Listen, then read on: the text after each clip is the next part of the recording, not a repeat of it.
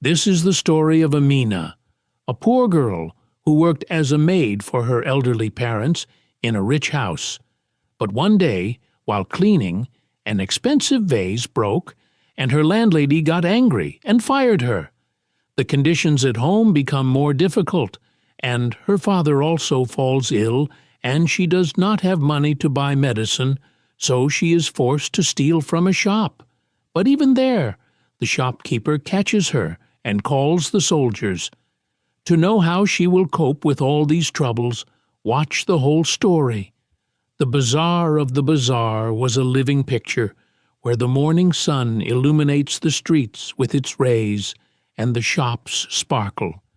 This was the place where people chased after their dreams, some for bread, some for their children, and some to take care of their inheritance. On a footpath of the bazaar, where the shade of palm trees fell on the streets, there was a small shop, Qasim Jewelers.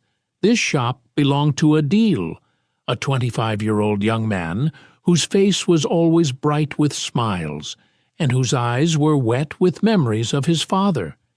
This area of Basra was old, where the streets were so narrow that two people could not pass together, and the lattices above the shops said something about the old days. There was a fragrance in the air, sometimes of soil, sometimes of palm trees. Adil's father Qasim was a famous craftsman. He had magical skills. He melted gold and made jewelry like a poet's poem. Every necklace, every ring, every earring told a story. But 10 years ago, the snake snatched them away. Adil was only 15 years old at that time, but he spent a lot of time with his father at the shop. His son Qasim said, "Gold is the wealth of the world, but its real value comes from the truth of the heart. Never take away anyone's right. Allah is watching everything." Adil would look at his hands, the small marks on his fingers that were left from melting gold and carving. He would remember how his father would work for hours on a small ring. He would put his heart into every carving. Every piece of jewelry had a story hidden in it, like the secret of his heart. Now Adil would take charge of the shop. He would get up at 6 in the morning and make tea for his mother Khadija. The tea had the flavor of cardamom and ginger. She would pray Fajr with her. His mother was a strong woman who, after his father's death, she had become a support for her. She said, "Adil is not only my son, he is also my friend." Adil smiled. All this is the grace of Allah. While drinking tea, he would go out to the shop. It was a small house with old wooden doors and mud walls. Amma spent her days there, cooking sometimes khichdi, sometimes keema, and reciting the Quran. As soon as the shop opened, Adil would get to work, cleaning old shelves, shining jewelry, and waiting for buyers. His shop had all kinds of jewelry, gold necklaces made for brides, rings with Arabic designs, and jumkas made of kadam taraj, which made it seem like a return to the era of the Nawabs. One day, an old woman came to sell an old locket. Adil saw that the locket had a small ruby in it, which the old woman did not know about. She increased the price by 800 rupees and said, "What? Is there a ruby in it, or is it valuable?" The old woman's eyes became moist. "Son, may Allah grant you a long life. A sincere person like you is rare these days." Adil's sincerity was famous in the market. A laborer came for his daughter. To buy a cheap ring, Adil gave a beautiful ring for a small amount and said, "This is for your brother and daughter." The worker said, "May Allah reward you with great reward." Adil would go to the mosque every Friday, recite the Quran, and help the poor. Sometimes he would give a bag of flour, sometimes a little dale. The people in the market would say, "Adil's heart is also gold." Amina lived with her parents in a poor settlement on the other side of the city. That settlement had rough roads, mud houses, and problems stood at every door. Water would pool in the streets, and the air sometimes felt like dry mud, sometimes like the moisture of a river. Amina was a simple girl of 22 years old, but a hope shone in her eyes like a small lamp in the darkness. Her father, Ismail, was once a laborer who worked on building bridges in the city, but now Jack had brought her to bed. Every night her cough echoed in the house, and Amina and her mother Fatima would pray in tears, "May Allah save my life." Fatima, twisting the rosary in her hands, said for her husband. The conditions at home were so delicate. Even the money for rations was hard to come by. Amina worked in rich houses. She would get up at 5 in the morning, catch an old bus that was in a dangerous condition, and would jolt every 2 minutes. There she would go to the posh areas of the city. There she would cook, clean the house, wash clothes, and take care of the rich children. The work was difficult. Sometimes she had to stand for hours. Sometimes she had to listen to the scolding of the maid, but this was the support of their house. Amina's mother took care of the house, cooking food for her younger brother Ahmed, and giving medicine to his father. Ahmed was 12 years old. He wanted to go to a madrasa or school, but he didn't have the money for the fees. He often read his old book and thought that one day he would become a big man. One day everything fell apart. Amina was working in a rich house where the maid Zainab was very strict. While cleaning, a crystal vase fell from Amina's hand and shattered into pieces. Zainab shouted, "This vase was worth 10,000 rupees. You have harmed me." Fatima hugged her. "Daughter, trust in Allah." But without work, the household expenses stopped. Amina went everywhere, to shops, to houses, but no one. "You're making a mistake," people say. "The family's ration is running out. Flour is left for a week, lentils for 3 days, and rice is completely gone." Father's medicine stopped, and his cough increased every night. Mother said, "Daughter, Allah will show the way." Amina's heart was breaking, but she remained silent. Wiping tears from the edge of her bag one morning, there was absolutely nothing left in the house.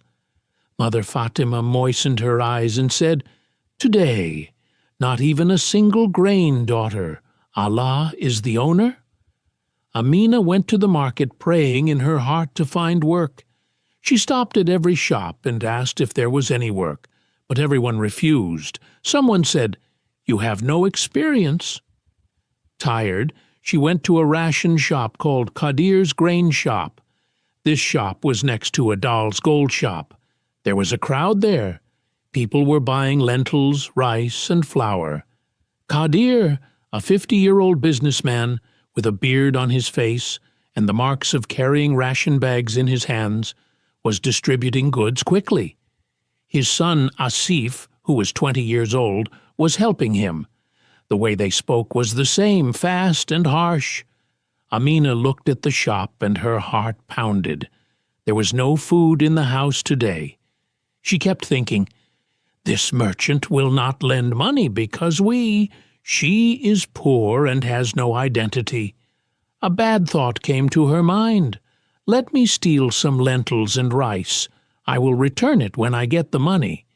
She knew it was a sin, but hunger forced her. She repaired her old dupatta, which was torn at one corner. She went secretly into the crowd and took out a small bag. She slowly put some lentils in it and picked up a small packet of rice. But Asif saw her. He checked and said, "Master, this girl is stealing." Qadir quickly came and snatched Amina's bag and shouted loudly, "A thief has been stealing my things somewhere. Call the soldiers." People gathered, raising their fingers. "This is a thief. Catch him." Amina was overcome with shame. Her eyes filled with tears. She was forced to say, "I was going to give you the money later." But Qadir was angry. So she was lying. Such people destroy the market. The people of the market started talking. Some were laughing, some were showing mercy. Amina's head shook. She thought, "What will I show my mother now?" Adal, who was wearing a necklace, flashed it in his shop. He was coming out after hearing the noise. He saw that Kadir was shouting at Amina, and Amina was crying. He saw Amina's face. Her eyes were filled with compulsion and shame. Adal felt pity for her and went to Kadir. "Kadir, brother, calm down. I will give her the money. Let her go," Kadir said angrily. "Adal always saves such people. He is a thief." Adal said softly, "Brother, maybe he is compelled. Take the money. End the conversation." Adal took out 200 rupees from his pocket, gave it to Kadir, and let Amina go. People became silent. Some praised Adal. "This young man is sincere." Adal returned to the shop, but his heart was restless. After a while, Amina came to the shop and said shyly, "Adal, brother, thank you. You are doing me a favor. I will return it as soon as I get the money." Adal smiled. "No, there is no need for that. Just tell me why you did this. You don't look like a thief." Amina asked for her tears and told them all. Father's illness, mother's worries, lack of work, lack of ration at home. I spoke. She didn't want to steal, but she was forced to. She was going to give the money for the grain later, because if she asked for a loan, he might not give it.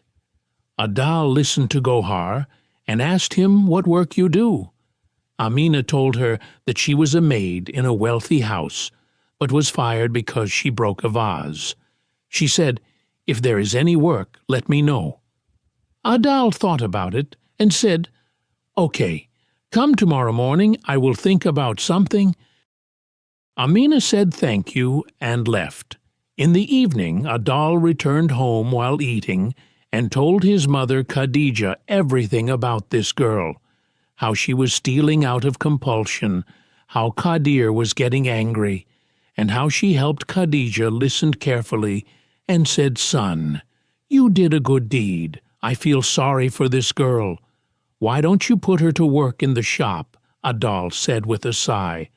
"Mother, these girls don't work in a gold shop," Mother explained. "Son, put her to show the shoes, clean the shop, and talk to the customers. Then Akil gets tired, and she will get a livelihood." Allah says in the Quran that whoever eases someone's problems, Allah eases his problems, Adal thought, all night long. He opened his father's old book in which he had written about his work, how he makes a living with honesty and hard work. He thought that his mother was right.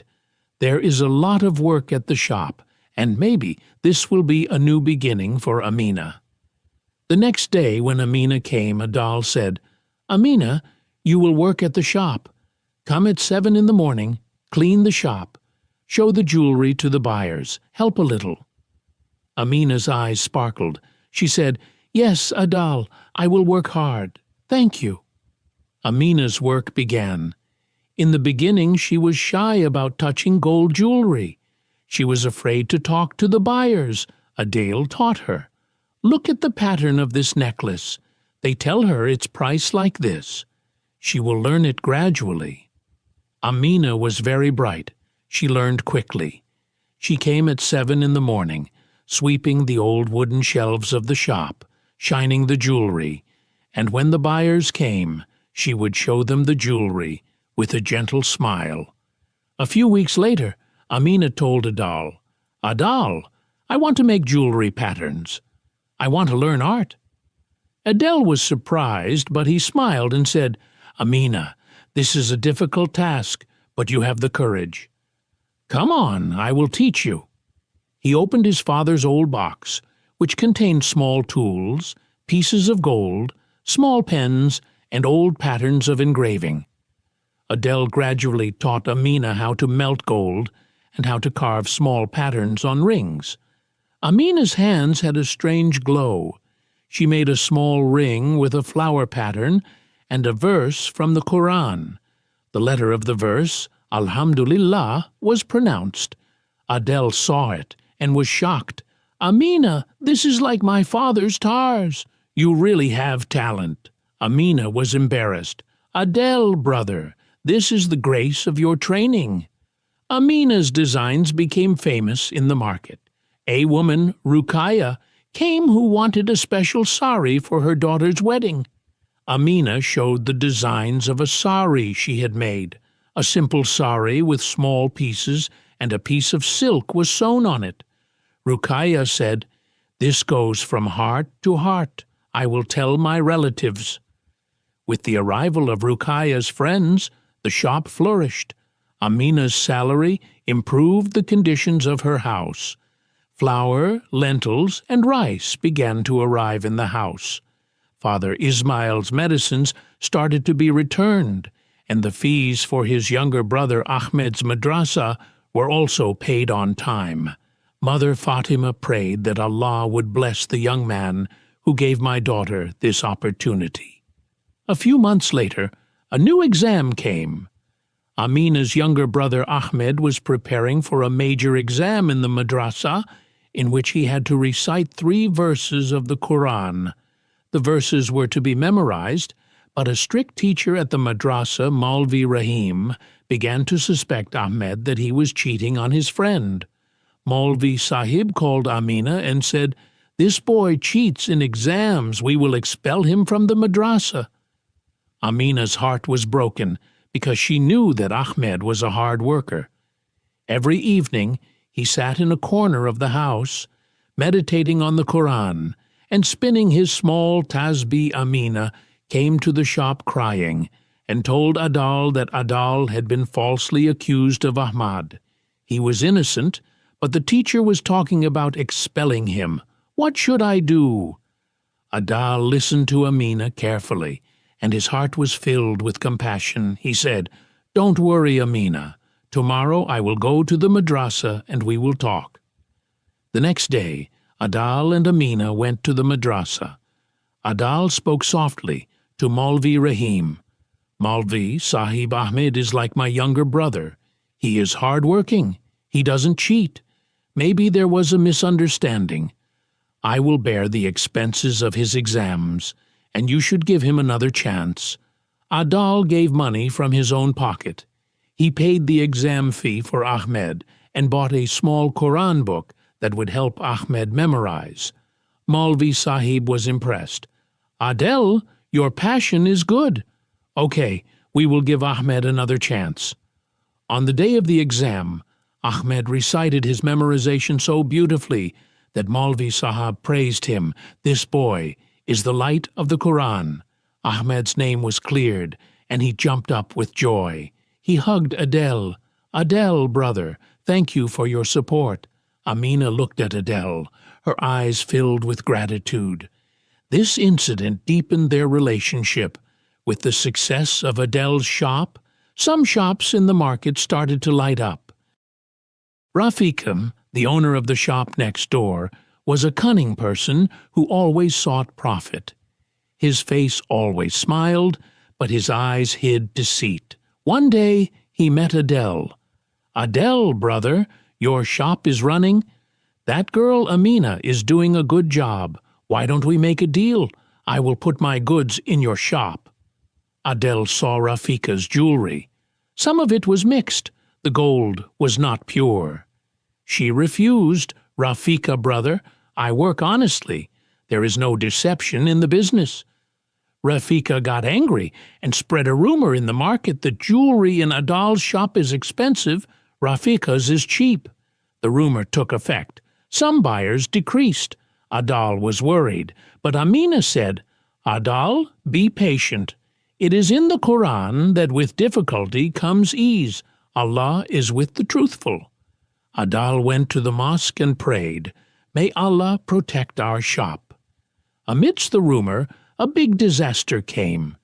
In a corner of the Basra market where there were wooden goods shops, a small spark ignited a fire. The fire engulfed a shop, and gusts of wind carried it to Qadir's ration shop. People were screaming, "Fire! Fire!" Adal and Amina heard the noise and closed the shop and ran. Adal saw that Qadir was trying to take out the sacks from his shop, but the fire was spreading rapidly. Adal turned on the old hand pump in the market, which was near the shop, and drew water. Amina filled buckets with water, and Qadir's son Asif also helped the other vendors of the market, a cloth vendor, Karim, who had a scared look on his face, and Abbas, a small tea vendor, also came. Together they put out the fire and saved the shops from being destroyed. After the fire was extinguished, Qadir put his hand on Adal's shoulder. "Adal has always been the support of the market. Thanks to you, Amina made tea for everyone, and the people of the market came closer to each other." This incident became an example of the unity of the Basra market. Happiness also came to Amina's house. Ahmed won a small prize in the madrasa, a small tasbih for memorizing the Quran, and a new book. He told Amina, "Because of you I am studying. May Allah bless you." Amina smiled and said, "This is the kindness of Adal Bhai." Fatima also started a small business of her own. She started sewing small scarves and shawls for the village, which were sold at a small stall near Qadir's shop in the market. Fatima had an old skill in her hands. She resumed the sewing work she had learned from her father, and the small flowers and patterns on her shawls were liked by people. All this was possible due to Amina's salary and Adal's kind spirit. Another incident further strengthened the relationship between Adal and Amina. One evening, when Amina was going home from the shop, some naughty boys started harassing her in a corner of the market. They blocked Amina's path and made fun of her. Look, Amina, the owner of the gold shop, was scared. Her scarf was shaking in her hands. Adal, who was closing the shop, heard the noise and came running.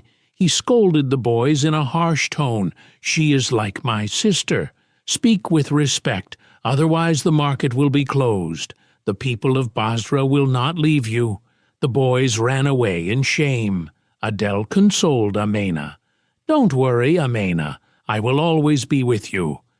Amina stopped him and said, "Brother Adel, you are my support." She adjusted her bag and smiled secretly. This incident increased Amina's respect and love for Adel. A few days later, another disaster struck. A new order came in the city of Basra that the old part of the market would be demolished to make way for a new road.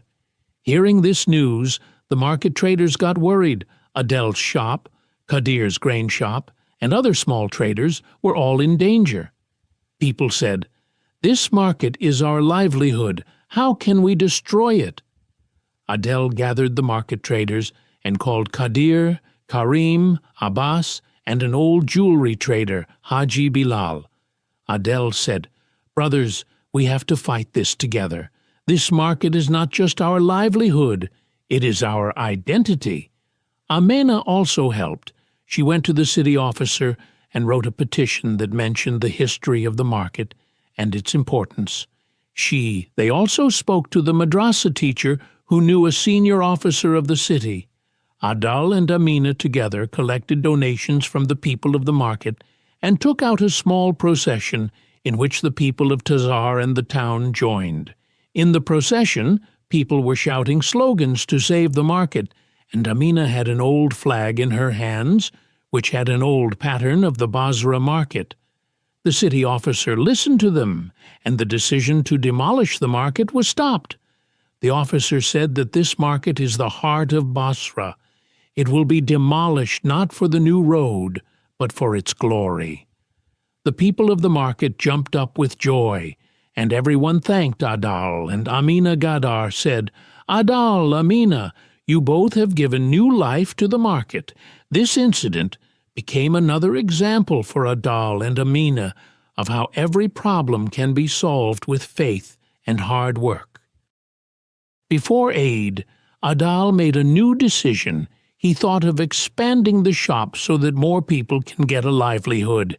He talked to Amina. "Amina, why don't we open a small shop where you can sell your own patterns? If you can sell jewelry, I will support you fully." Amina blushed, but her eyes sparkled. "Adal, brother, this is the biggest dream of my life." Adal also talked to his mother Khadija and said, "Son, this is a good deed. Amina has talent in her hands, and your heart is for helping her." On the day of Eid, Adal gave Amina a bonus of 2,000 rupees. He said, "Amina, this is the reward for your hard work.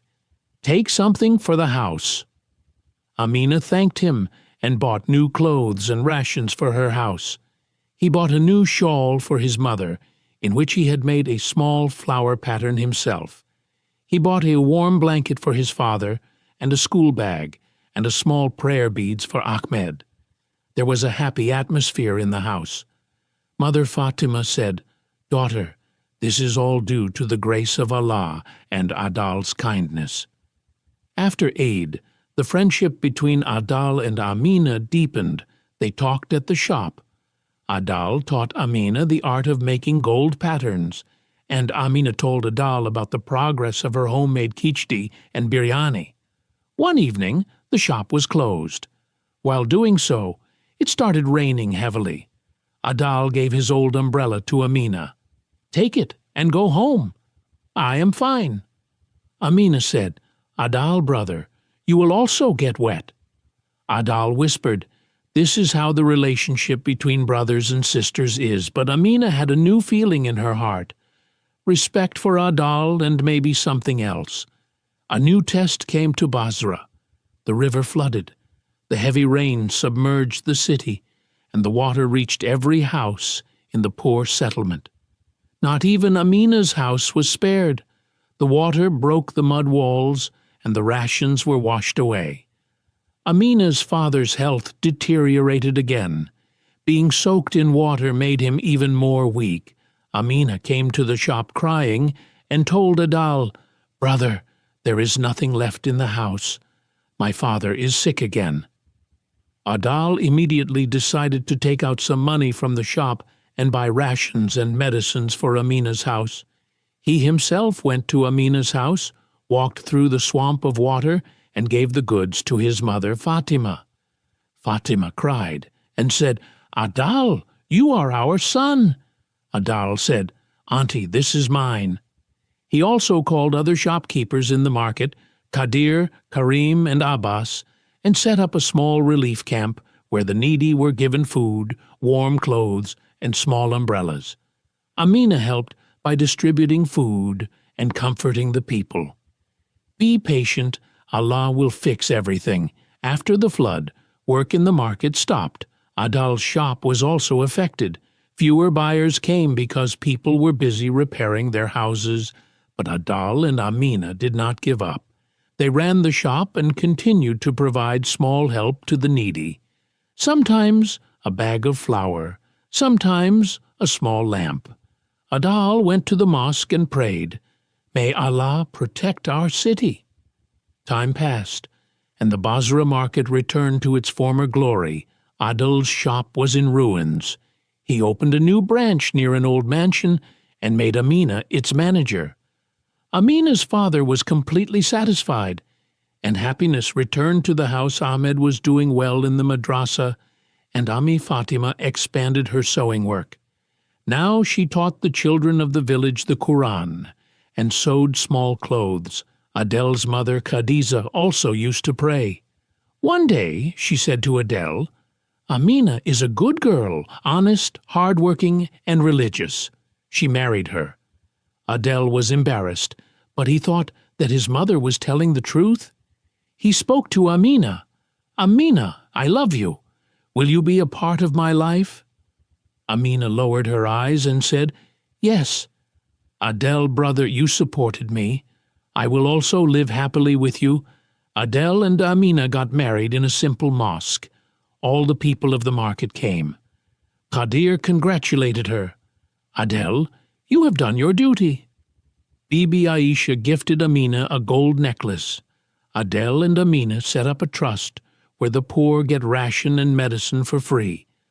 Adele says that it is all the grace of Allah. This story teaches that life is saved through mercy and faith. In the Quran, Allah says that whoever does good, Allah multiplies it tenfold. Adele and Amina's journey shows that difficulties come, but with patience and goodness, every path opens. If you like this video, subscribe to the channel, and press the bell icon so that new stories reach you first.